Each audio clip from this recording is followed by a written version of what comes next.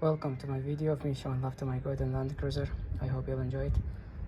So today we'll be changing the what Toyota call the clearance lamp bulb, this one. And yeah, it's an easy job, but depends on your setup. For example, my Land Cruiser have the 1FZ engine, and I have a stock, everything stock in the engine bay. So I have all the access I want on the passenger side, but on the driver side, the battery is in the way. So in order to remove this lamp, you will have to remove the battery. But I have one way to get around that, and I will show you in this video. So yeah, let's get to it. So make sure your hood is secured and wear good gloves, and let's get started. So let's start with the passenger side, the easy side. And don't get confused, this is the low beam, that's the high beam, and the clearance lamp bulb siding right there. To remove it, you just do it to turn this anti-clockwise and pull it out.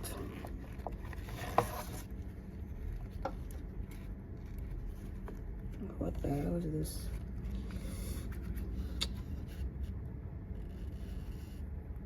So what a surprise! After further look into this socket, it appeared to be the seal. There's an O-ring seal, that's it here. It's actually melted in place. So actually it's the next day. I decided to stop yesterday after I discovered this mess. I already checked with my local part supplier. He said this part is not available, unfortunately, so I have no choice but to order it online. It'll take a week or maybe 2 weeks for it to arrive. Now let's talk about this mess for a moment. I mean, there must be a really good reason for the seal to melt in such a way. So yeah, this socket must have gotten so hot that it caused the seal to melt.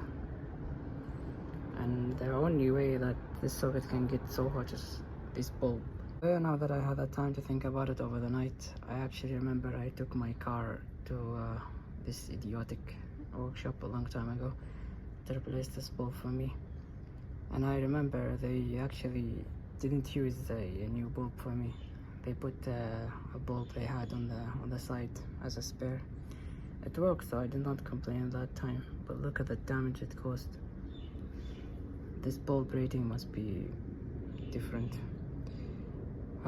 So yeah, in any case, once we do the other side, I will confirm my assumption here. So yeah, I will leave this off for now until I get the new socket.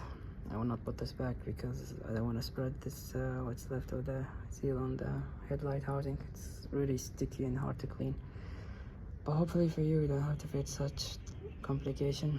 If you want to replace the bulb, please use the right bulb for your socket, and that's the part number, or at least the bulb with the same rating.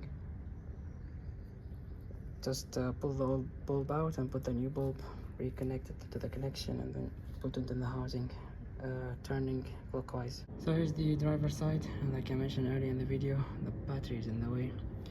There's no way I can fit my hand inside to replace and reach the clearance lamp bulb. And yeah, according to the manual, in order to get the access or the right way for them to do this job, you will need to remove the battery, remove the bracket that hold the battery, the two terminals, and this heavy battery out. But I believe, and I guess if I remove this side or corner lamp, I will get the access I need without going through all this headache. So let's give it a shot. So yeah, it's only one screw and a tap inside.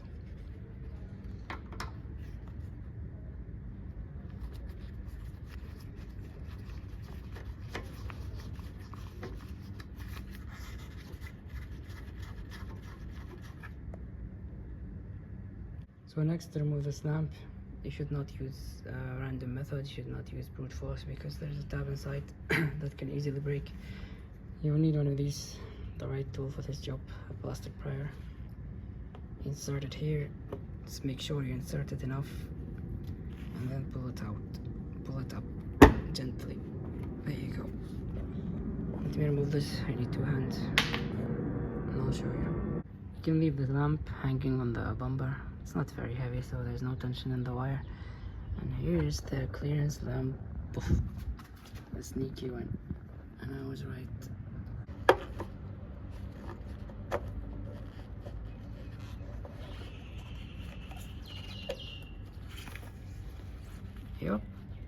the seal intact. Sorry, there, side to side difference, unbelievable. So before you put everything back together, make sure the new bulb is working. And last, put the corner lamp back in place gently and retighten the screw. Don't over tighten because you will disturb the plastic. So yeah, at least that's one side done for me. The other side will have to wait for the new socket.